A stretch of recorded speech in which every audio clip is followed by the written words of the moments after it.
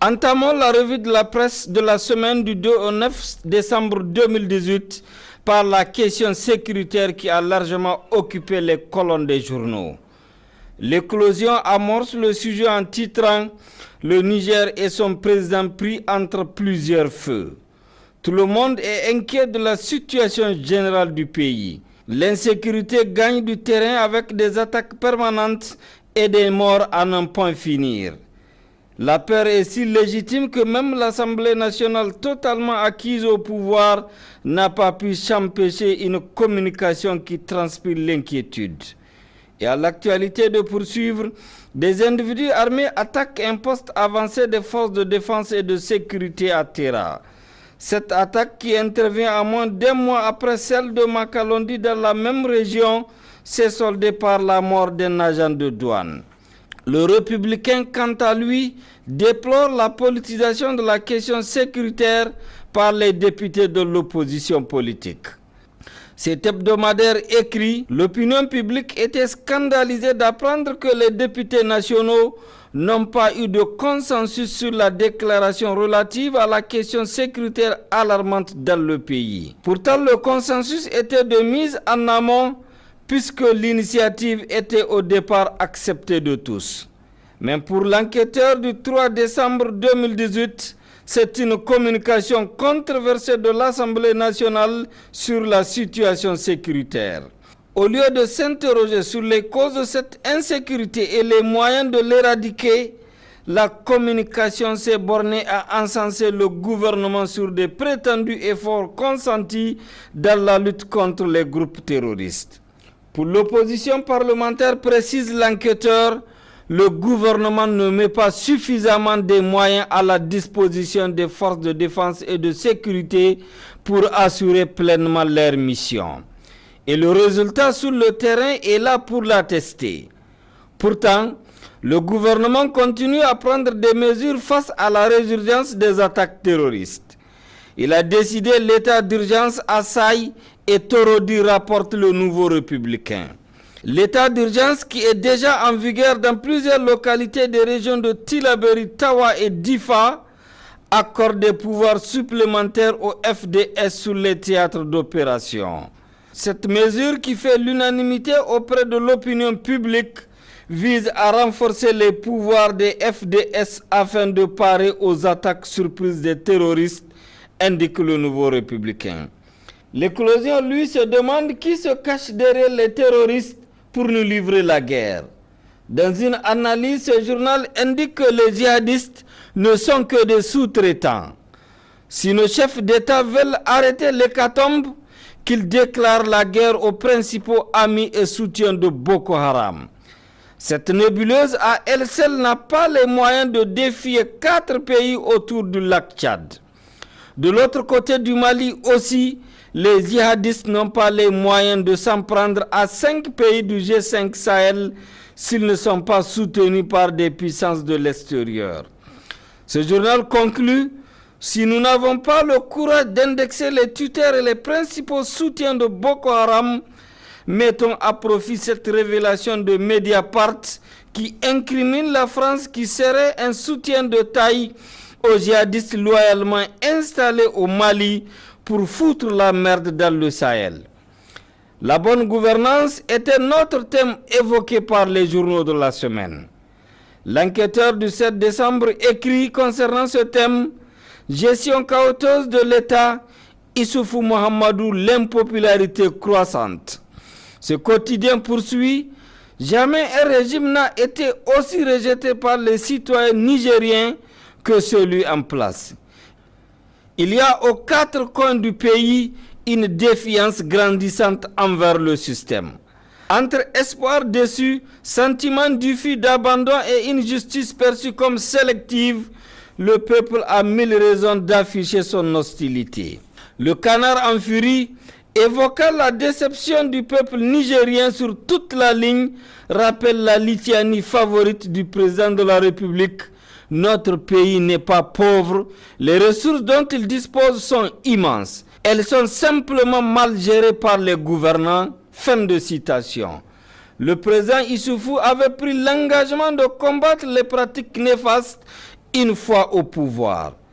Quel constat peut-on faire par rapport à la tenue de cet engagement? Il est tout simplement décevant sur toute la ligne au bout de plus de 7 ans de gestion de Renaissance, conclut cet hebdomadaire. Les étudiants de l'université de Niamey, eux, dans une déclaration, fustigent le comportement insouciant des autorités de la place et ont mis la barre haut en lançant un appel aux scolaires pour partir déloger les militaires étrangers inutilement installés au Niger, rapporte le Nouveau Républicain. Lienoun accuse surtout le ministre de l'Enseignement supérieur de ne pas respecter les accords qui lient son institution à l'Union des étudiants nigériens à l'université de Niamey. Selon Lienoun, c'est le dilatoire du ministre Yahouza qui bloque le paiement de la bourse et de l'aide sociale. Nouveau soupçon de corruption à l'encontre de Sébastien de Montessu tremblote à Niamey, écrit l'événement. Sébastien Montessu, c'est l'ex-patron des activités minières d'Areva, aujourd'hui Orano. Il est ce tristement ami célèbre du régime du Niger, avec lequel il a monté frauduleusement la sulfureuse affaire Uranium Gate, à laquelle s'ajoute l'octroi de plusieurs permis douteux de recherche et d'exploitation de substances minérales et de métaux précieux, indique l'événement. Selon les sources du journal Express reprises par le bi-hebdomadaire, la justice reproche à l'ancien responsable d'Areva d'avoir empoché un joli pot de vin après avoir octroyé un énorme contrat à Fort West, un vieux routinier des chantiers africains. Sur le plan économique, le bras de fer entre la DGI et Orange Niger a largement alimenté les journaux. Le Monde d'aujourd'hui écrit « Fermeture des locaux de la société Orange Niger par les services des impôts, un signe évident d'un manque de ressources financières pour la Renaissance ». Il est exigé à l'opérateur de téléphonie de verser à l'État la rondette somme de 20 milliards de francs CFA. Mais Orange fait de la résistance et aurait même saisi la justice pour obtenir la sous-pression de cette amende, rapporte Le Monde d'aujourd'hui. Il s'agit d'une sorte de confrontation qui cache des gros enjeux politiques, renchérit le Canard en furie. Selon les informations obtenues par ce journal, le régime de Niamey n'est pas simplement en proie à des difficultés financières extrêmes, il est également de plus en plus isolé sur la scène internationale, notamment en Occident. D'où la propension du président de la République à se défaire du carreau occidental en cherchant de nouveaux alliés outre-Atlantique. Et à l'enquêteur du 5 décembre de poursuivre, l'entente cordiale entre la Renaissance et les compagnies de téléphonie mobile a du plomb dans l'aile, pour ne pas dire qu'elle est rompue. Ce quotidien poursuit. Il n'est pas question que les multinationales se soustraient à leurs devoirs au nom de l'équité fiscale. Elles doivent payer leurs impôts et taxes comme tout autre contribuable. Sauf que le remède que le régime privilégie risque d'être pire que le mal.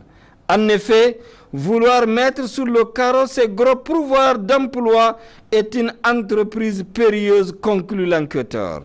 Sur le plan politique, les présidentielles de 2021 constituent un autre sujet qui a intéressé la presse écrite.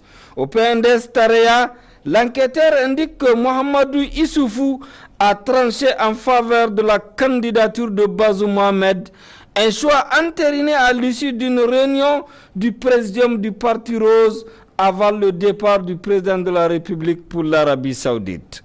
Selon ce quotidien, il est fort probable que Brigitte Raffini cède son fauteuil à Bazoum Mohamed dans les semaines à venir. Ce qui lui permettrait de mieux asseoir son autorité sur le PNDS Tareya et de peaufiner son image présidentiable tant à l'interne qu'en dehors de nos frontières. Si l'autorité de Bazoum Mohamed est indiscutable au PNDS Tareya, Kassoum Mokhtar, lui, est suspendu de ses fonctions du président du CPR Nganchi pour un an. L'actualité rapporte que la crise qui s'est emparée du CPR Nganchi risque d'emporter Kassoum Mokhtar, qui fait de plus en plus l'objet d'une sérieuse contestation au sein de sa formation politique. et à l'enquêteur de poursuivre. Dans une déclaration rendue publique, le comité national de crise a déploré la gestion clanique du parti par le sieur Kassoum. Pendant que ce dernier s'adonnait à des manœuvres d'escroquerie et de tromperie, tant à l'interne que vis-à-vis des autres formations politiques, et posait des actes nuisibles à l'émergence du parti devenu fonds de commerce, le CPR Inganti ne dispose même pas de structure formelle, une absence savamment entretenue par le président Kassoum Mokhtar pour être le seul représentant du parti partout et en tout lieu. Tenu pour seul responsable de la situation de crise que connaît le parti, Kassoum Mokhtar est suspendu pour une durée d'1 an à compter du 2 décembre 2018, conclut l'enquêteur. C'est ici que prend fin cette revue de la presse. Merci de l'avoir suivi. Au revoir et à la semaine prochaine, Inch'Allah.